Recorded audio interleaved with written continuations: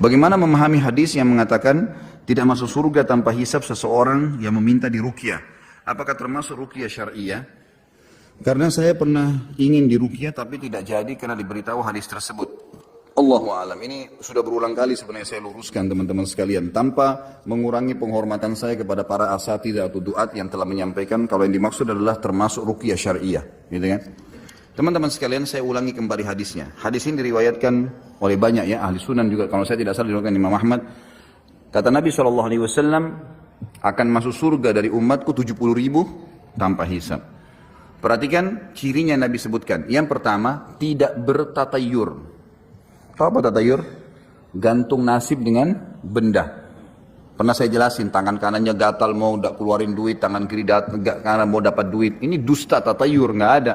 Matanya kedap-kedip, alisnya kedap-kedip, ini mau dapat inilah, mau inilah, semua khurafat.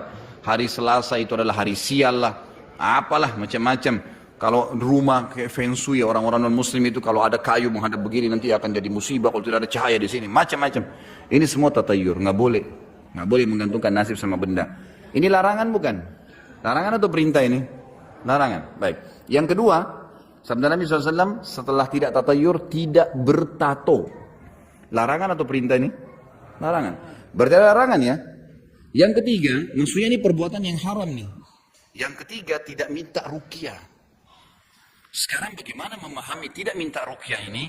Dengan dalil-dalil jelas sahih riwayat Bukhari, riwayat Muslim, riwayat Imam Malik. Semuanya tentang masalah dalil-dalil ayat ruqyah. Hadis-hadis ruqyah ya. Seperti Jibril pernah membaca kepada Nabi SAW, Bismillahirrahmanirrahim, min kulli syarrin yu'dhik, Allah yashfik. Semoga Allah, aku meruqyahmu, ya semoga Allah menyembuhkanmu, gitu kan? Itu bahasa dibahasakan.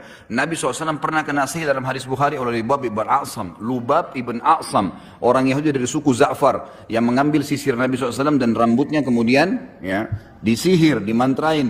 Lalu Nabi SAW ruqyah, membaca ayat ruqyah, memerintahkan para sahabat melakukannya. Pernah Nabi SAW mengambil pelapa kurma lalu menepukkan ke badan seorang sahabat yang merasa terganggu oleh syaitan sambil mengatakan, ukhruji aduallah, keluarlah wahai musuh Allah. Itu pernah ada riwayat banyak. Gimana mempertemukan antara perintah agama ruqyah, pengobatan nabawiyah, dengan hadis yang mengatakan ruqyah tadi ini dilarang.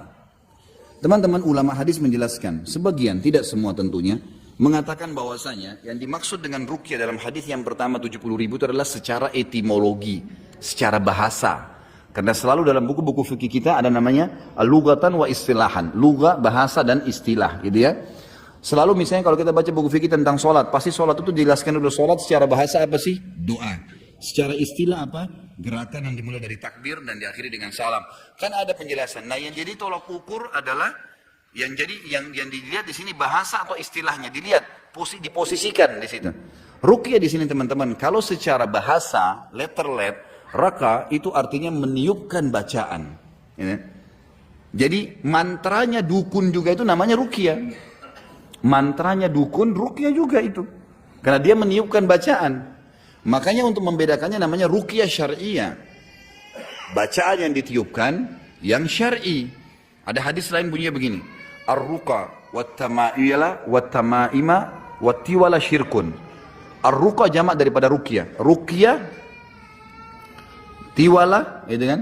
Atau tamimah yang digantung-gantung kalung, dan juga yang digantungkan pada hewan untuk supaya selamat hewan itu, atau yang dikalungkan kepada anak kecil adalah syirik.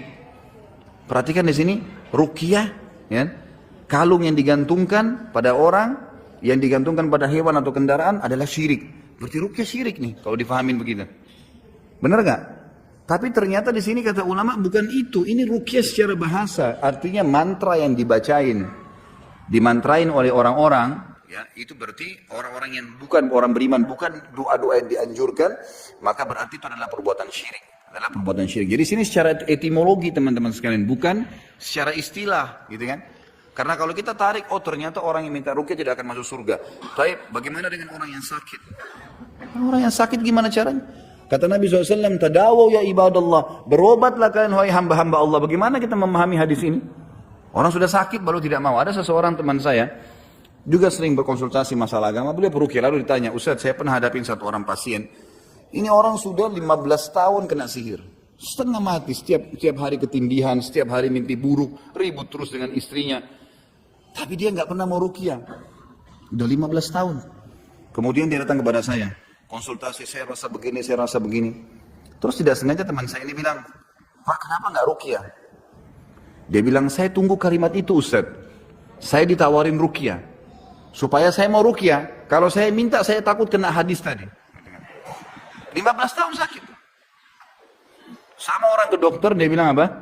Dok, saya tunggu dokter nanya, mau berobat nggak? Baru saya mau berobat, kalau enggak saya nggak mau bicara. Nggak bisa, jangan salah dalam pemahaman ini ya. Allahu a'lam, ini setahu saya. Sekali lagi, saya bukan menjatuhkan siapapun, bukan menyalahkan pendapat siapapun, tapi saya jelaskan apa yang saya pahamin. Ini menurut saya lebih adil, ya. Ini kata Allah SWT dalam Al-Quran jelas ya. Fa'dilu. Kita harus disuruh adil, bijaksana dalam memahami masalah-masalah seperti ini. Karena kalau tidak akan bentrok dengan dalil-dalil ruqyah. Banyak tuh. Dalil hadis-hadis tentang doa-doa ruqyah banyak sekali itu. Antum kalau baca buku kecil yang terbitan Pusaka Ibnu Umar, doa ruqyah yang 70.000 rupiah harganya. Tebal, tipis, kecil, tapi banyak sekali dalamnya. Ayat-ayat Al-Quran yang pernah dibaca oleh Nabi SAW, dibaca oleh sahabat. Bahkan pernah sahabat mengobati kepala suku yang kena sengatan, ya, kalajengking dengan baca Al-Fatihah. Gitu kan. Kemudian sahabat itu meminta agar diberikan balasan makanan. Maka keluarlah banyak pendapat ulama itu, boleh nggak peruqyah mendapatkan hasil balasan dan seterusnya lah. Tapi itu khilaf di antara ulama, nggak boleh kita vonis ya. Allahu a'lam.